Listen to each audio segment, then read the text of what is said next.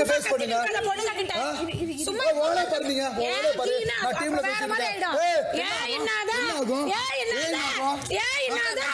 Hi hello எல்லாருக்கும் வணக்கம் and welcome back to our channel. இன்னைக்கு பிக் பாஸ் வீட்டுக்குள்ள 8வது நாள், அதுவும் இல்லாமல் திங்கக்கிழமை. நிறைய விஷயங்கள் நடக்கும் அப்படின்னு சொல்லிட்டு எதிர்பார்த்தோம். பட் அதுக்கேற்ற மாதிரியே ஓரளவுக்கு ஒரு போர்க்களம் மாதிரியே தான் போச்சு. என்னன்னு தெரியல, மற்ற எல்லாம் பிக் பாஸை விட இங்கே இருக்க போட்டியாளர்கள் தான் வந்துட்டு பயங்கரமாக அடிச்சுக்கிறாங்க. ஒருத்தருக்கு ஒருத்தர் செம்ம அடி அடிச்சுக்கிறாங்க.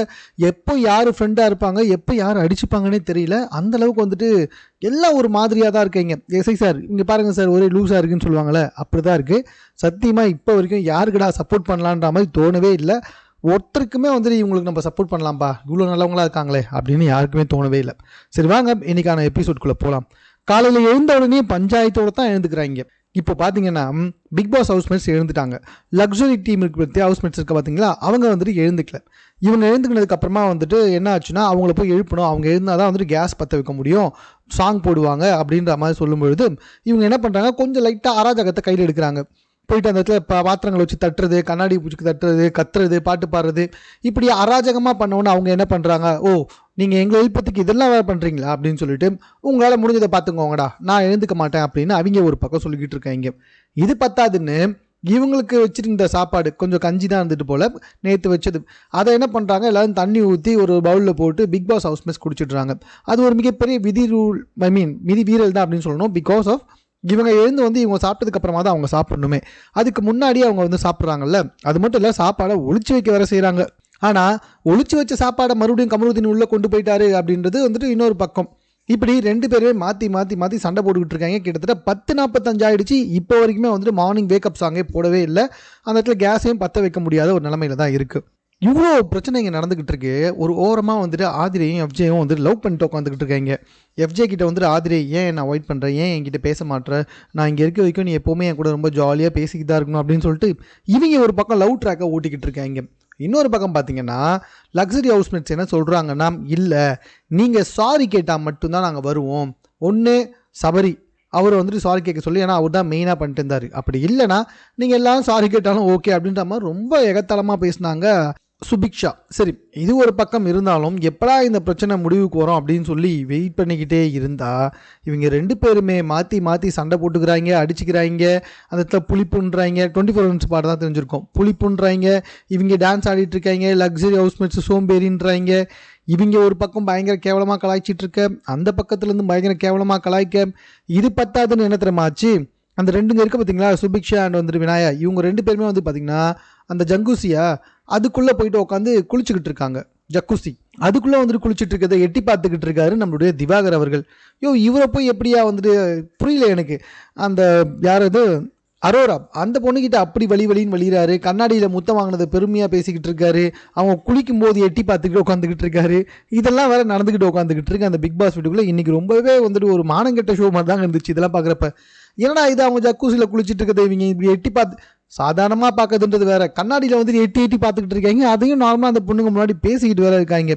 இவங்க பிரச்சனை எப்படா முடியும், என்னடா இது காலையில் இருந்தவொடனே ஒரே தலைவலியாக போச்சு அப்படின்னு சொல்லி பார்த்தா இதுக்கு நடுவில் ரம்யா ஜோ இருக்காங்களே, அவங்க மயக்க பிடிக்கல விட்டாங்க. அப்புறமா தான் தெரியுது அவங்களுக்கு லோ பிபி இருக்கான், சரியான டைமுக்கு சாப்பிடலன்னா மயக்கம் வரும் அப்படின்னு சொல்லிட்டு. அதுக்கப்புறம் பிக் பாஸ் வந்துட்டு அவங்கள கன்ஃபெக்ஷன் கூட்டு போயிட்டு சரியாக சாப்பிட்டா சரியானு சொல்லி அனுப்ப, அப்புறம் இவங்களுக்காகத்தான் அவங்க எல்லாம் வெளியே வந்தாங்க. வெளியே வந்தோடனே மார்னிங் சாங் போடப்பட்டுச்சு. மார்னிங் சாங்க்கு இவங்க எல்லாம் டான்ஸ் ஆடிட்டு இருக்காங்க. ரம்யா அந்த இடத்துல வந்துட்டு மயக்கம் அடைஞ்ச மாதிரி வந்துட்டு அந்த பீன் பேக்கில் வந்துட்டு உட்காந்துக்கிட்டு இருக்காங்க. இதை பார்க்கறதுக்கும் ரொம்ப கடுப்பாக தான் இருந்துச்சு. சரி, இதெல்லாம் ஒரு பக்கம் முடிஞ்ச உடனே என்ன ஆச்சுன்னா, நான் 24/7 போட்டது மட்டும் காட்டாமல் எல்லாத்தையுமே சொல்லிடுறேன். பார்த்தீங்கன்னா இந்த பிக் பாஸில் வந்து நடிகண்டா அப்படின்ற ஒரு டாஸ்க் கொடுத்தாங்க. எதுக்கு தெரியுமா இது? அதாவது ஸ்வாப்புக்காக கொடுத்துருக்கேன். இங்கே பிக் பாஸ் டீமில் இருக்கவங்க வந்துட்டு லக்ஸுரி டீமெட்டாகவும், லக்ஸுரி டீமில் இருக்கவங்க பிக் பாஸ் ஹவுஸ்க்கு போகிறதாகவும் வந்து ஸ்வாப்பு. அதுக்காக தான் இந்த நடிகண்டான்ற விஷயம். ஐயையோ ரொம்ப ரொம்ப அக்கப்போருங்க. விஜய் சேதுபதி ஒரு படம் வந்துச்சு, அது என்ன படம்னு எனக்கு தெரியல. அதை 22222 ஒரு படம் இருக்கும் பார்த்தீங்களா, அந்த படத்தில் காத்து வாக்கில் 2 காதல், அந்த படத்துடைய டைலாக் வந்துட்டு சொல்லுவார் பார்த்தீங்களா, அவங்க 2 பேர்கிட்டையும் லவ் வந்துட்டு அந்த விஷயத்தை வந்து சொல்லி காட்டணும் அப்படின்றது தான் வந்துட்டு ஒரு அவங்க எல்லாமே ஆக்டிவிட்டி ஏரியாக்குள்ளே போகிறாங்க. அதாவது பிக் பாஸ் ஹவுஸ்மேட்ஸ்லேருந்து 3 பேரும், லக்ஸரி பிக் பாஸ் ஹவுஸ்மேட்ஸ்லேருந்து 3 பேருமே ஆக்டிவிட்டி ஏரியாக்குள்ளே போவாங்க. அவங்கக்கிட்ட ஒரு 3 வாட்டி வந்துட்டு அந்த டைலாகை திருப்பி போட்டு காமிச்சாங்க. ஸோ வெளியே வந்து ஒவ்வொருத்தராக வந்து ஆக்டிவிட்டி ஏரியாவில் பார்த்ததை அப்படியே வந்துட்டு இந்த லிவிங் ஏரியாவில் அதே இடத்துல பிளாஸ்மா டிவியில் ஓடும். பட் ஆனால் வந்துட்டு சவுண்ட் இருக்காது, மியூட்டில் இருக்கும். இவங்க தான் அதுக்கு வந்து டப் பண்ணணும். ஸோ அதை வச்சு உங்களுக்கு மார்க் கொடுக்கணுமா. ஸோ பிக் பாஸ் ஹவுஸ்மேட்ஸ் ஜெயிச்சா இவங்க இடத்துலேருந்து 3 பேர் வந்து லக்ஸுரி ஹவுஸ்மேட்ஸ் ஆகலாம். அதே மாதிரி லக்ஸுரி ஹவுஸ்மேட்ஸ் ஜெயிச்சாங்கன்னா ஸ்வாப்பே நடக்காது. ஆனால் இந்த ஸ்வாப் எப்படி ஆகும்னா பிக் பாஸ்லேருந்து 3 பேர் போவாங்க, லக்ஸுரி ஹவுஸ்லேருந்து வந்து பார்த்திங்கன்னா 2 பேர் தான் இந்த பக்கம் வருவாங்க. ஸோ இதுக்காக தான் நடந்துச்சு. என்னால் சொல்லக்கூட முடியல பிகாஸ் ஆஃப் பார்த்தீங்கன்னா அந்த டைலாக்கை யாருமே சரியாக சொல்ல. ஓரளவுக்கு கரெக்டாக சொன்னது யார் அப்படின்னு சொல்லி பார்த்தீங்கன்னா விக்ரம் வந்துட்டு ஓரளவுக்கு கரெக்டாக சொன்னான்னு தான் சொல்லணும்.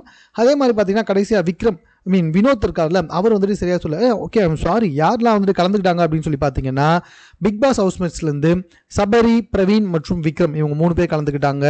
அதே மாதிரி லக்ஸுரி ஹவுஸ்மேட்ஸ்லேருந்து சுபிக்ஷா, வினோத் மற்றும் கமருதீன் இவங்க கலந்துக்கிட்டாங்க. கமருதீன் ஓரளவுக்கு பண்ணார், ஒன்றும் செட் ஆகலை.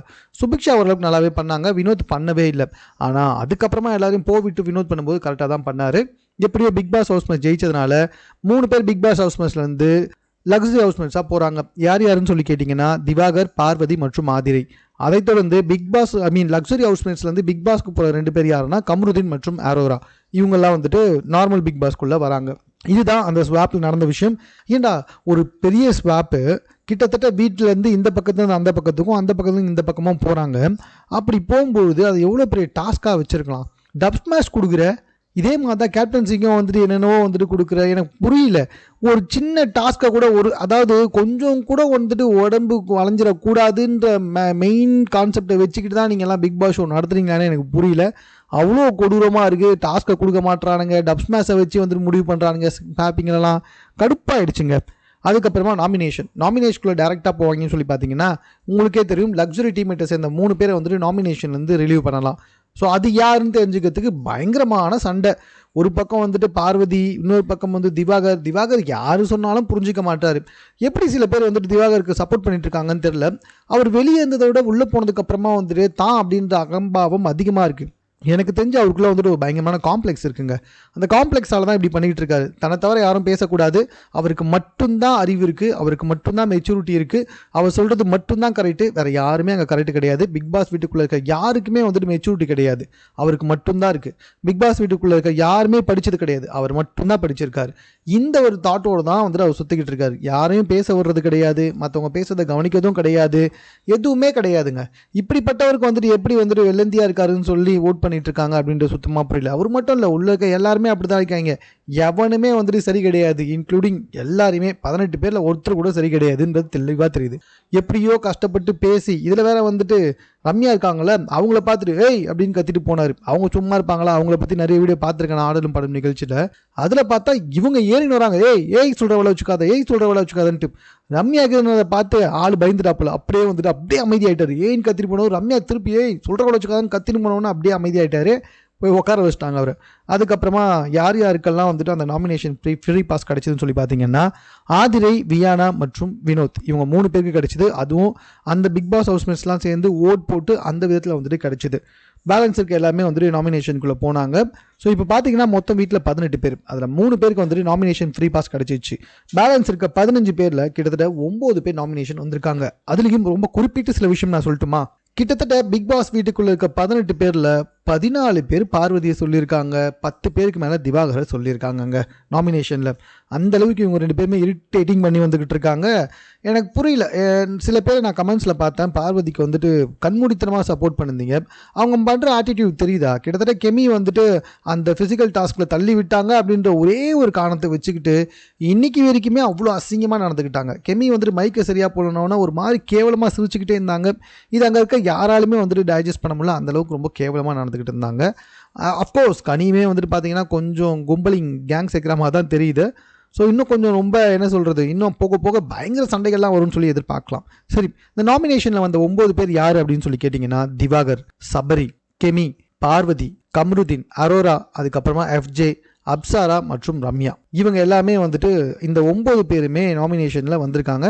இந்த 9 பேரில் யார் போவாங்க அப்படின்னு சொல்லிட்டு எதிர்பார்ப்புன்றது ரொம்ப கஷ்டம் தான். பார்வதிக்கு நிறைய ஹேட்டர்ஸ் இருந்தாலுமே கண்டிப்பாக அவங்களுக்கு ஓட் நிறையவே கிடைக்கும். அதனால் அவங்க வெளியே போகிறதுக்கு ஒன்றும் பெருசாக வாய்ப்பு கிடையாது. என்னோட கேஸ் கரெக்டாக இருந்துச்சுன்னா கெமி, கம்ருதீன், எஃப்ஜே மற்றும் ரம்யா, அப்சாரா. இந்த 5 பேருக்குள்ள தான் யார் வெளியே போகிறாங்க அப்படின்ற போட்டியே வரும்.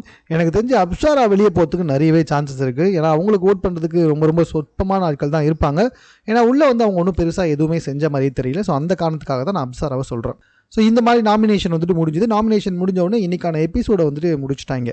பட் ஆனால் அதுக்கப்புறமா என்ன தெரியுமா ஆச்சு, நம்ம பார்வதி, அப்புறமா வந்து நம்ம வாட்டர்மெலன் ஸ்டார், நம்ம இவர் யாருங்க, இன்னொரு ரொம்ப முக்கியமான ஒரு ஆத்தர் கலையரசன், அவர் உள்ளே என்ன பண்ணுறாருன்னு தெரில. இந்த 3 பேருமே உள்ளே உட்காந்து பேசிக்கிட்டு இருக்காங்க. அதாவது நான் எல்லாரோட முகத்திலையும் கிழிச்சிக்கிட்டு இருக்கேன், நல்லா யோசிச்சுக்கோங்க, நான் எல்லாருடைய முகத்திலையும் கிழிச்சிக்கிட்டு இருக்கேன் அப்படின்ற வார்த்தையை கிட்டத்தட்ட வந்துட்டு நம்மளுடைய வாட்டர்மெலன் ஸ்டார் 20 வாட்டிக்கு மேலே சொல்லியிருப்பார். அதே மாதிரி எஃப்ஜே முகத்தை கிழிச்சதுக்கு நீ தான் காரணம் அப்படின்னு சொல்லிட்டு பார்வதி ஒரு 4 வாட்டிக்கு மேலே சொல்கிறாரு. பார்வதி பேசவே விடலன்னு நடுவில் சொல்கிறாரு. பேசிக்கிட்டே இருக்காரு, பட் ஆனால் பார்வதி பேச விடலன்னு சொல்லிட்டு நடுவில் வந்து சொல்கிறாரு. இவங்க 2 பேருக்குள்ளே எப்போனாலும் முட்டிக்கும் அப்படின்றது ரொம்ப தெளிவாகவே தெரியுது. பார்வதி ஒன்றும் அவரை வச்சு அந்தளவுக்கு எடுத்துகிட்டு போக முடியாது. ஏன்னா அவர் அங்கேயுமே வந்துட்டு பயங்கரமாக கோவப்பட்டு போயிட்டுருக்காரு. இதுக்கு நடுவில் தான் பெரிய புத்திசாலி அப்படின்ற மாதிரி வந்துட்டு நம்ம நந்தினி சொல்லிட்டு போனாங்களே, நீ தாண்டா ஜெயிப்ப அப்படின்ட்டு, உன் கண்ணில் ஒரு பவர் இருக்குன்னு சொல்லி சொன்னாங்களே கலையரசனை. ஸோ அவர் வந்துட்டு ஒரு சைடு அவர் அப்படி தான் நினச்சிக்கிட்டு இருக்காரு. whatever இன்னைக்கான எபிசோடு வந்துட்டு எபிசோடில் கொடுக்கப்பட்டுச்சு இவ்வளோ தான். ஸோ பேலன்ஸ் நிறைய இருக்குது. அது எல்லாத்தையுமே நம்மளுடைய வீடியோவில் நம்மளோட சேனலில் அடுத்தடுத்த வீடியோவை அப்லோட் பண்ணிட்டே இருக்கேன். மறக்காமல் நம்ம சேனலை வந்துட்டு சப்ஸ்கிரைப் பண்ணுங்கள். மேலும் பிக் பாஸ் சம்பந்தமான செய்திகளை உடனுக்குடன் தெரிந்து கொள்வதற்கு நம்ம சேனலை வாட்ச் பண்ணுங்கள். இது குறித்த உங்களுடைய கருத்துக்கள் என்ன அப்படின்றத கமெண்ட்லையும் தெரியப்படுத்துங்க.